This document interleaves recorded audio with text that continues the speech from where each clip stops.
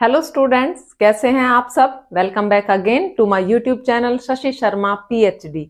और आज की वीडियो होने वाली है functional definition of money and legal definition of money.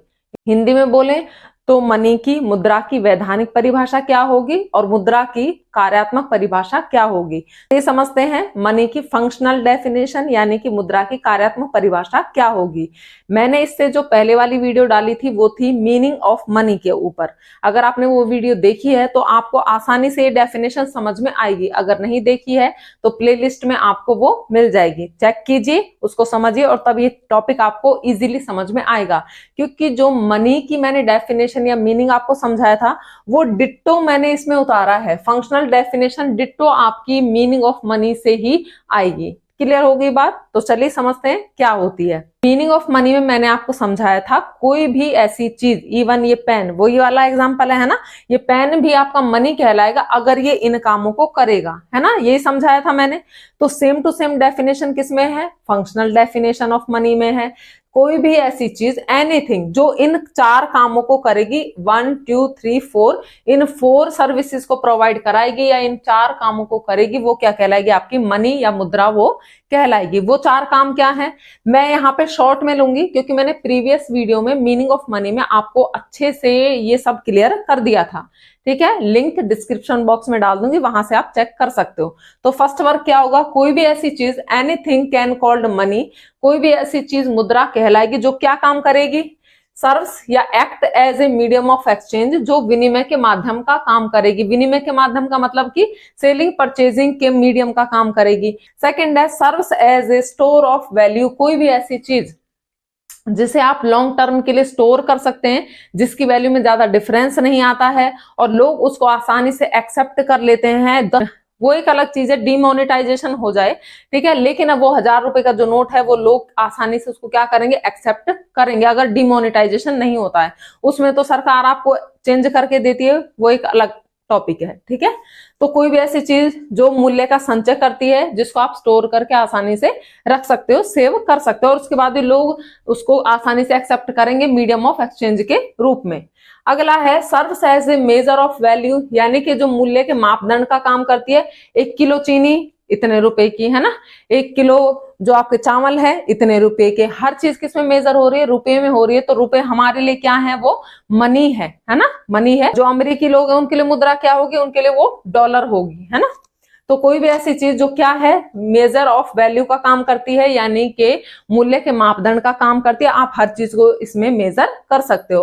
और लास्ट है serves as a medium of future payment, जिन पेमेंट्स को आज ना करके भविष्य में किसी टाइम पे किया जाएगा, at any time in future, उन्हें हम क्या कहेंगे? उन्हें हम फ्यूचर पेमेंट कहते हैं या फिर डिफर्ड पेमेंट उनको कहते हैं। तो कोई भी ऐसी चीज जो किसके माध्यम का काम करेगी?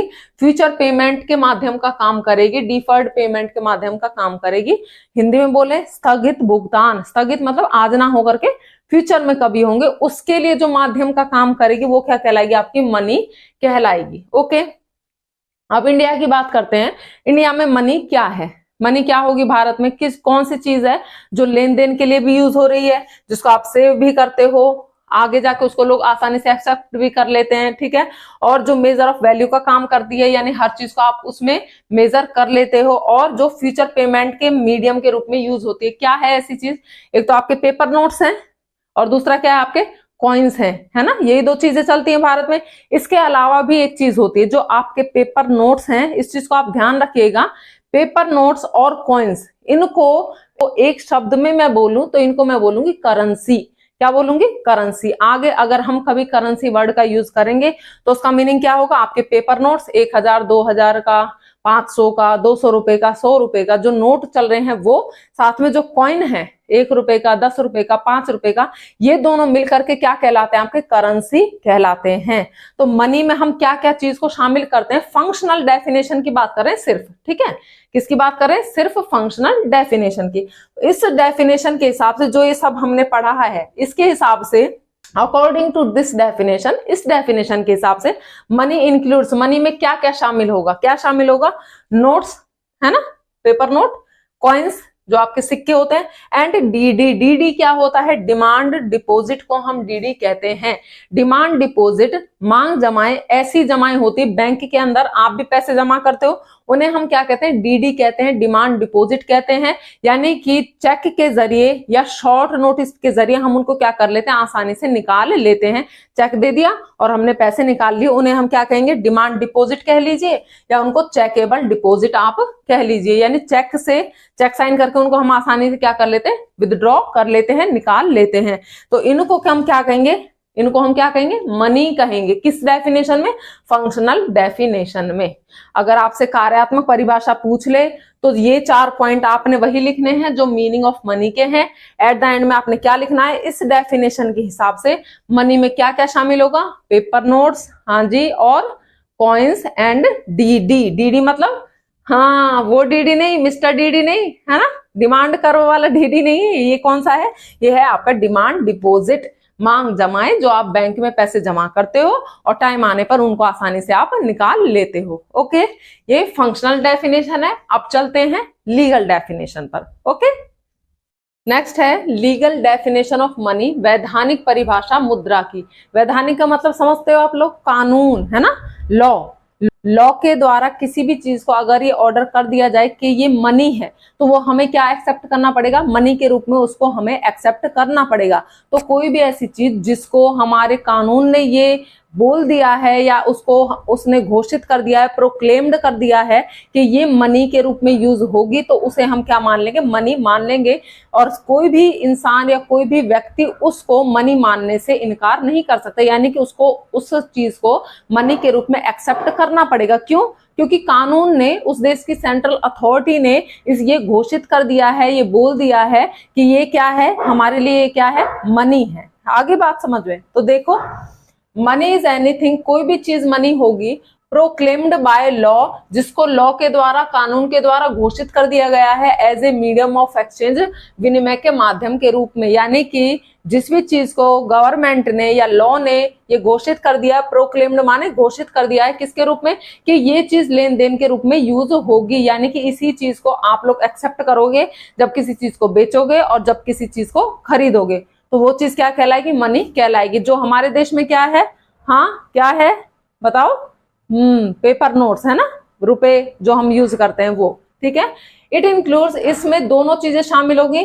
वैसे तो क्या है? करेंसी। करेंसी का मतलब क्या बताया था? पेपर नोट्स और कॉइन्स को अगर हम एक शब्द में बोलेंगे तो क्या बोलेंगे? उसको करेंसी बोलेंगे। तो यानी कि जो करेंसी होती है वो आपकी क्या कहलाती है? मनी कहलाती है। किसके हिसाब से? लीगल डेफिनेशन के हिसाब से। Okay, nobody can refuse to accept it as a medium of exchange। कोई भी व्यक्ति, भारत में रहने वाला कोई भी व्यक्ति इस चीज से मना नहीं कर सकता है कि जो हमारे रुपए हैं, 100 रुपए का नोट है, 500 रुपए का नोट है, वो मनी नहीं है। अगर उसने किसी चीज को बेचा है तो उसके बदले में अगर कोई इसको पैसे दे रहा है, रुपए दे रहा है, तो उसे उनको एक्सेप्ट करना ही पड़ेगा। वो ये नहीं कह सकता नहीं मैं तो डॉलर लूंगा, मैं तो 500 रुपए नहीं ले रहा, क्योंकि डॉलर हमारे यहाँ पे चलते है ही नहीं, है ना। तो कोई भी इस चीज को एक्सेप्ट करने से मना नहीं कर सकता है, जिसको कानून ने बता दिया है कि ये क्या है? हमारे लिए मनी है। Okay, currency is also called fiat money. Currency क्या है? आपकी कानूनी परिभाषा के रूप से, वैधानिक परिभाषा के रूप से मनी है। तो इस करेंसी को हम क्या और कहते हैं? फिएट मनी भी इसको कहते हैं। अब फिएट मनी क्या होती है? इसको आपने कैपिटल लेटर में ही लिखना है। फिएट मनी वो मनी होती है जिसको अथॉरिटी ने, सेंट्रल अथॉरिटी ने या गवर्नमेंट ने बोल दिया है कि ये क्या है? हमारे लिए मनी होगी। यानी कि सरकारी आदेश से जो भी चीज मुद्रा है या मनी है उसे हम क्या कहेंगे? फिएट मनी कहेंगे। तो फिएट मनी वो मनी होती है जिसको सरकार ने ये घोषित कर दिया है, सरकार के आदेश से जो क्या है? मुद्रा है, मनी है, वो आपकी फिएट मनी कहलाएगी। ये डेफिनेशंस या ये लाइन आपने किस में लिखनी है? लीगल डेफिनेशन में लिखनी है। दोनों क्लियर हो गए? मनी लास्ट वीडियो में बता दिया था, इस वीडियो में पढ़ा है legal definition of money and functional definition of money. Functional वाली वहीं से आ गई थी, मीनिंग ऑफ मनी से कुछ उसमें चेंज नहीं था, सिर्फ एक लाइन जोड़ी थी। फंक्शनल मनी में क्या क्या शामिल होता है? हाँ, currency, very good, and DD, है ना, डिमांड डिपॉजिट्स या चेकेबल डिपॉजिट्स उनको आप बोल सकते हो। और इसमें क्या है? कोई भी ऐसी चीज जो लॉ के द्वारा मीडियम ऑफ एक्सचेंज है। ओके, और क्या है? इसमें क्या शामिल होंगे? पेपर नोट्स और कॉइन्स शामिल होंगे, या करेंसी को हम क्या बोलेंगे? मनी बोलेंगे। इस मनी को जो लीगली क्या है मनी के रूप में सरकार ने घोषित कर दिया है, उसको कोई भी व्यक्ति एक्सेप्ट करने से मना नहीं कर सकता है कि ये मैं इसको मीडियम ऑफ एक्सचेंज के रूप में, विनिमय के माध्यम के रूप में एक्सेप्ट नहीं करूंगा। इस मनी को, इस करेंसी को हम फिएट मनी भी कहते हैं। Fiat money refers to money. Fiat money वो मनी होती है जिसको सरकारी आदेश से क्या मान लिया गया है, मनी मान लिया गया है। ओके, नेक्स्ट वीडियो में मिलेंगे। चैनल को सब्सक्राइब कीजिए, वीडियो को लाइक कीजिए और अपने फ्रेंड्स के साथ शेयर कीजिए नेक्स्ट वीडियो में। Okay, bye bye.